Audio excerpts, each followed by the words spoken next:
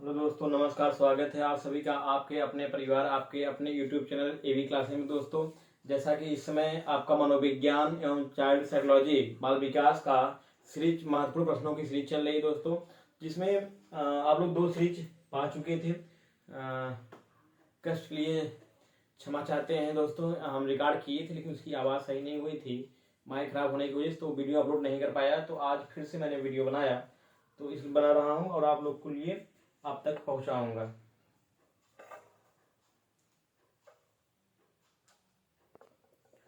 तो दोस्तों, एक चैप्टर है समावेशी शिक्षा, ठीक, जो कि बहुत ही महत्वपूर्ण चैप्टर है। इंक्लूसिव एजुकेशन, यहाँ से सीटेट हो चाहे रीट हो चाहे केवीएस हो, यहाँ से प्रश्न आना अनिवार्य है, प्रश्न जरूर आता है। तो दोस्तों, इसी चैप्टर के प्रश्नों को हम लोग लेकर चलते हैं। ठीक, कुछ प्रश्न कर लेते हैं। इसके पहचान समावेशी क्या होता है, इसका अर्थ क्या होता है, इसमें कौन कौन से बच्चे आते हैं, मैं फिर उसको समझाऊंगा। ठीक, प्रश्न नंबर 1 देखिए, समावेशी से लिया गया प्रश्न है, समावेशी शिक्षा, ठीक, ऑब्लिक डार्ट के सिद्धांत पर आधारित है। ये प्रश्न सीटेट 2018 में आया हुआ है। ठीक, मतलब समावेशी शिक्षा किस पर आधारित है? ऑप्शन नंबर ए सामाजिक संतुलन पर आधारित है। क्या सामाजिक संतुलन पर आधारित है? अगला ऑप्शन देखते हैं, समता एवं समान अवसर का पर आधारित है, सामाजिक अस्तित्व एवं वैश्वीकरण पर आधारित है, विश्व बंधुता पर आधारित है। तो दोस्तों, सीटेट में जो पेडागोजी आता है उसका सबसे प्लस पॉइंट ये है कि आप प्रश्नों को हल तभी सही कर सकते हैं जब सबसे पहले प्रश्नों को आप पढ़िए, उसके अर्थ को समझिए, फिर उसके अर्थ से कौन सा ऑप्शन मैच कर रहा है ना, उसको क्लिक करने के पश्चात ही उसका आंसर सटीक और सही होता है लगभग दोस्तों। तो यहाँ पे फिर से हम प्रश्न पढ़ते हैं, समावेशी शिक्षा के सिद्धांत पर आधारित है। सामाजिक संतुलन पर ये तो नहीं होगा, क्योंकि इसमें सामाजिक आता तो जरूर है क्योंकि ये सामाजिक हिस्सा है, लेकिन इसमें जो सबसे सही ऑप्शन बैठता है उसको हम देखते हैं।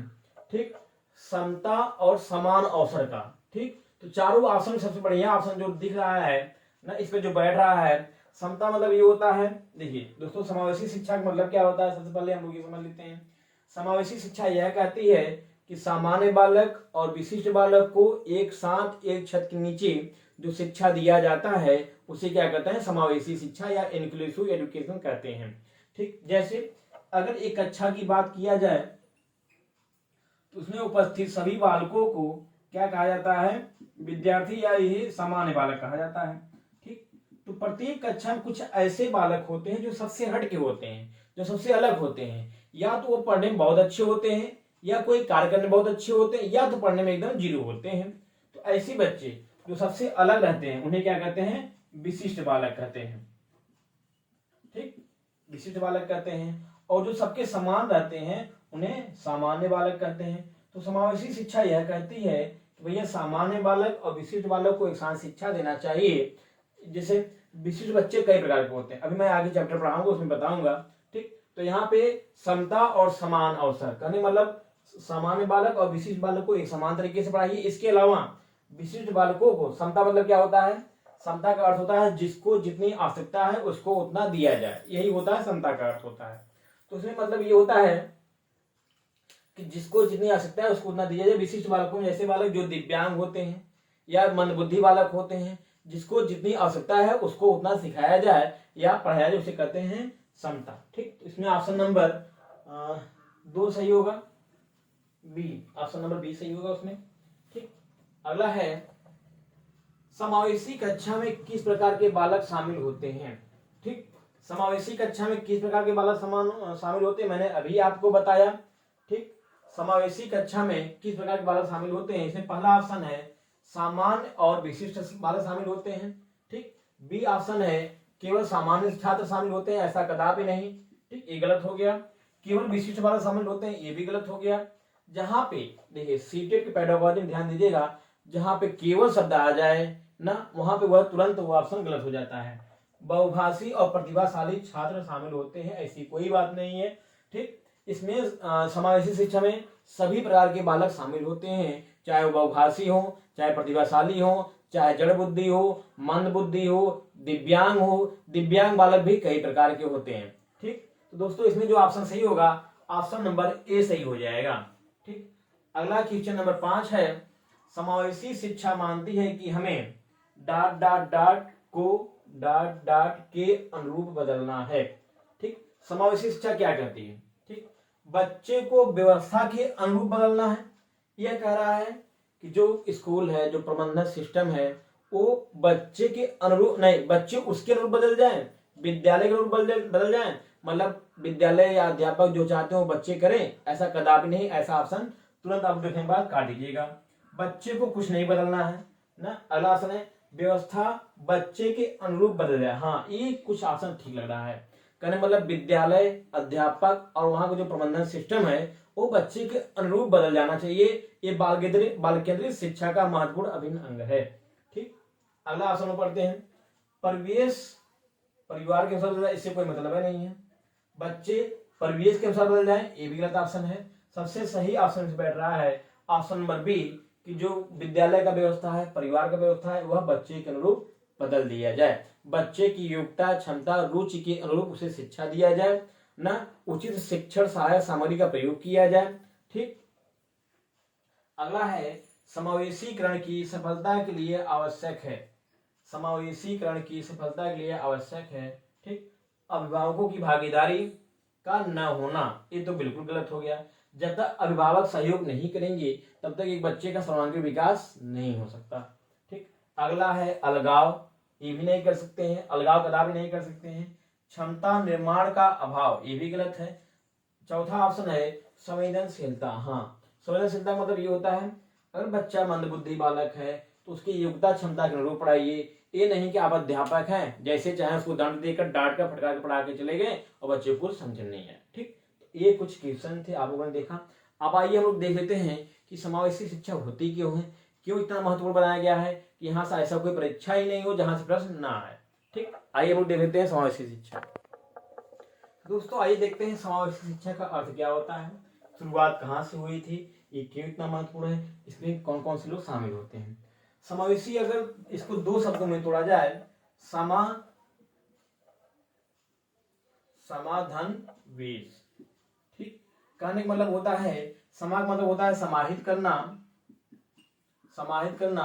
ठीक, वेश का मतलब होता है अलग अलग वेशभूषा या अलग अलग संस्कृति के छात्रों को, बालकों को समाहित करके पढ़ाना, उसे क्या कहते हैं, समावेशी शिक्षा कहते हैं। ये इसका साधारण सा अर्थ मैंने बताया जिससे आप कभी भूल नहीं सकते हैं। इसका रिलेट करके मैंने बता दिया, को समझा दिया। ठीक, कहने का मतलब ये है कि देखिए समावेशी शिक्षा क्या होता है, सामान्य बालक प्लस विशिष्ट बालक।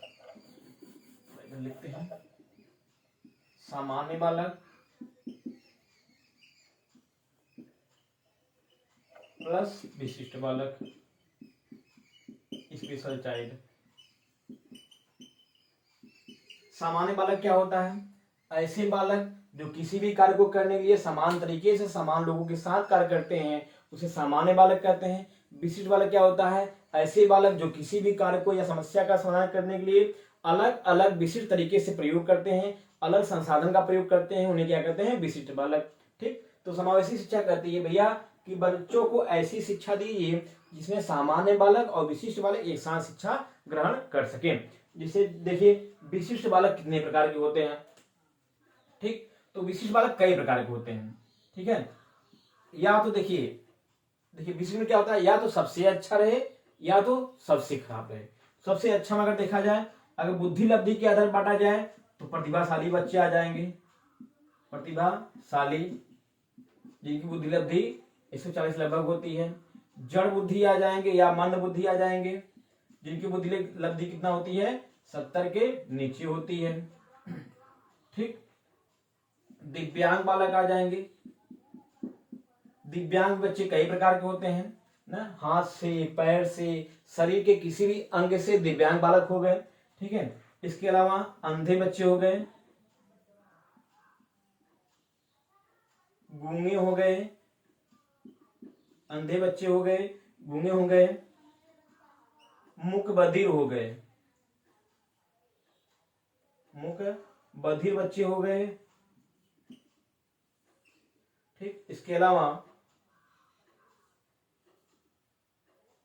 बहरे। ठीक, ये इतने प्रकार के दिव्यांग बच्चे हो सकते हैं। इसके अलावा अपवांछित बच्चे, अपवांछित या वंचित, अपवांछित, अपवांछित बच्चे, ठीक। देखिए इतने प्रकार के विशिष्ट बालक हो सकते हैं। प्रतिभाशाली वही बालक होते हैं जो सबसे पढ़ने में ठीक होते हैं या सृजनशील हो सकते हैं, कहने का मतलब ये होता है, ठीक। ये सबसे अलग होते हैं। जड़ बुद्धि बच्चे ऐसे बच्चे जिनको पढ़ने लिखने में या और बालकों की अपेक्षा बहुत समस्या होती है, किसी भी बात को जल्दी से जल्दी समझ नहीं पाते हैं। ये हमारे आपके गांव घर या आपके अगल बगल में मिल जाते हैं, ठीक। दिव्यांग बच्चे हाथ से भी हो सकते हैं, पैर से भी हो सकते हैं, या शरीर के किसी भी अंग से दिव्यांग हो सकते हैं। दिव्यांगों की सरकार ने अलग से बहुत सारे नियम लगा दिए हैं, ठीक। RPWD आप लोग सुने होंगे या आपको पढ़ाया जाएगा, आगे पढ़ाएंगे, ठीक। अंधे देखिए कई प्रकार के, एक होते हैं आंशिक रूप से अंधे, जिनको थोड़ा थोड़ा तो दिखाई देता है, एक होते हैं आंशिक, एक होते हैं पूर्ण अंधे, ठीक। गूंगे भी क्या होते हैं, एक आंशिक होते हैं, एक पूर्ण होते हैं। मुकबधिर भी क्या होते हैं, कुछ आंशिक होते हैं, कुछ क्या होते हैं, पूर्ण होते हैं। बहरे में भी होते हैं, कुछ आंशिक मतलब थोड़ा थोड़ा बहरे होते हैं, या तो एकदम नहीं सुनते हैं। अपवांछित बच्चे या अपवांछित बच्चे, इसका मतलब ये हुआ, ठीक। इसका मतलब ये हुआ ऐसे बच्चे या जो आर्थिक रूप से सामाजिक रूप से पिछड़े हुए हैं या शिक्षा की मुख्य धारा से दूर हट गए हैं, तो इनको शिक्षा की मुख्य धारा से जोड़ा जाए, ठीक। वंचित मतलब होता है किसी सुविधा से वंचित होना या न मिल पाना, शिक्षा की सुविधा से, पैसे की सुविधा से, समाज की सुविधा से ना, जब वो क्या होता है मुख्य धारा से दूर हट जाते हैं, उन्हें क्या कहते हैं,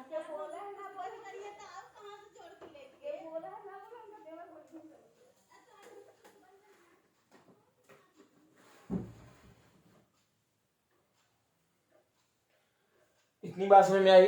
ये होते हैं विशिष्ट बालक। तो समावेशी शिक्षा कहती है सामान्य बालक और विशिष्ट बालक को एक साथ मिला के पढ़ाया जाए ना। देखिए विशिष्ट बालकों के पहले क्या होता था, एनसीएफ समावेशी शिक्षा आने के पहले क्या नियम था कि विशिष्ट बालकों के लिए उनके अलग से विद्यालय हुआ करते थे ना। तो उनके अंदर क्या हो जाता था, वो सामान्य बालकों की तरह कार्य नहीं कर पाते थे। उनके अंदर ये होता था कि हमारे अंदर ये समस्या ना होती, अगर हम दिव्यांग ना होते तो हम भी इनके साथ सीखते और हम भी इनके साथ मतलब क्या होते आगे बढ़ते ना, हमारा भी सर्वांगीण विकास होता। उनके अंदर आत्मबल या कॉन्फिडेंस की कमी हो जाती थी, जिससे वो अच्छा अपना 100% नहीं दे पाते थे किसी भी क्षेत्र में ना। तो सरकार ने बताया भाई अगर कोई बालक शारीरिक रूप से दिव्यांग है, भाई उसका दिमाग तो अच्छे से काम कर रहा है, ठीक। कुछ ऐसे भी कार्य होते हैं जिसमें दिमाग की आवश्यकता कम होती है, शारीरिक रूप से प्रयोग कर सकते हैं ना। तो उनके पास जो समस्या है, पहले दिव्यांग बालों क्या, पहले दिव्यांग बालों को पहचानिए, उनकी समस्या को पहचानिए, समस्या को दूर करके उन्हें सामान्य बालकों के साथ बैठाइए और उन्हें शिक्षित करिए, ठीक। देखिए एक होता है समानता और एक होता है समता, ठीक। कहने का मतलब ये होता है, समानता मतलब ये होता है, समान मतलब ये होता है सभी बच्चों को एक समान शिक्षा दीजिए, एक ही कक्षा में, एक ही कक्षा प्रतिभाशाली बैठेगा, विशिष्ट मंद बुद्धि वाला बैठेगा, जड़ बुद्धि वाला बैठेगा, दिव्यांग वाला बैठेगा, सब एक ही कक्षा में बैठेंगे। इसके अलावा लेकिन बैठने के पहले जो बालक जिस वजह से विशिष्ट हुआ है उसकी समस्याओं को दूर करिए, उसके बाद उनको समान बच्चों के साथ एक ही कक्षा में बैठाइए। जैसे अगर कोई बच्चा कम सुन रहा है ना, तो उसको आगे बैठा दीजिए, कम देख रहा है, आंशिक रूप से देख रहा है, उसको आगे बैठा दीजिए कक्षा में। अगर दिव्यांग बालक कक्षा में नहीं आ पा रहा है, उसलिए आप परिवहन की सुविधा की व्यवस्था करिए।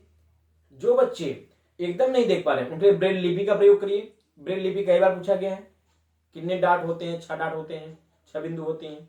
लुई ब्रेस ने इसका आविष्कार किया था। तो अगर कोई बच्चा जिससे वह समस्या है उसका समस्या को दूर करके तब समान बच्चों के साथ उसको बैठाइए। इसके अलावा क्या हो, इसके अलावा समानता, समान हमने बच्चों के साथ पढ़ा दिया है, लेकिन अगर प्रतिभाशाली बच्चों के अनुसार पढ़ाएंगे तो मंदबुद्धि का मतलब नहीं समझ पाएगा। अगर मंदबुद्धि बच्चों के अनुसार आप पाठ को या समस्या को समझाएंगे तो जो प्रतिभाशाली रहेगा उसे उबड़ मसलन होने लगेगी।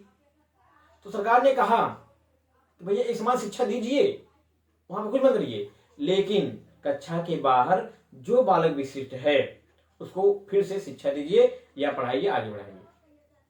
ये होता है आपका समावेशी शिक्षा, बहुत ही महत्वपूर्ण है। अगर आप इसके कॉन्सेप्ट को समझ गए तो सीटेट का जो पेडागोजी होता है वह चाहे जिस विषय का हो, लगभग इससे मिलता जुलता रहता है ना। बच्चों को दंड नहीं देना है, उन्हें क्लास से बाहर नहीं निकलना है, उनके माता पिता से शिकायत नहीं करना है, ये सब पॉइंट एकदम नहीं छूना है हमें आपको। उन्हें बार बार अवसर देना है, उन्हें करके सीखने पर जोर देना है, ठीक। उनके रुचि क्षमता के योग्यता के अनुसार आप वातावरण तैयार करिए जिससे बच्चा अधिक से अधिक सीख सके। ये सब पॉइंट आपको चूज करना है जो सही हो जाएगा। ये थी समावेशी शिक्षा। इसके अलावा कुछ प्रश्न यहाँ से और बनते हैं। आइए लोग प्रश्न देखते हैं जो प्रश्न आए हुए हैं। अच्छा, इसका इतिहास भी देख लेते हैं। समावेशी शिक्षा शुरुआत कहाँ से होता है? तो दोस्तों समावेशी शिक्षा की शुरुआत होती है 1990 ईस्वी में। थाईलैंड का एक शहर है,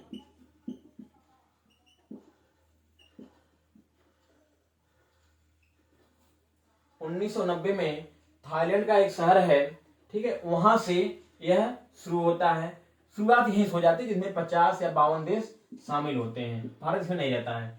फिर 1994 ईस्वी में, ठीक, स्पेन के एक शहर स्पेन का शहर था सलमानका शहर।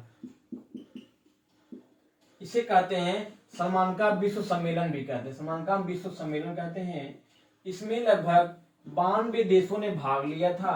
कितने? 92 देशों ने भाग लिया था और 25 अंतर्राष्ट्रीय संगठन भी आए थे।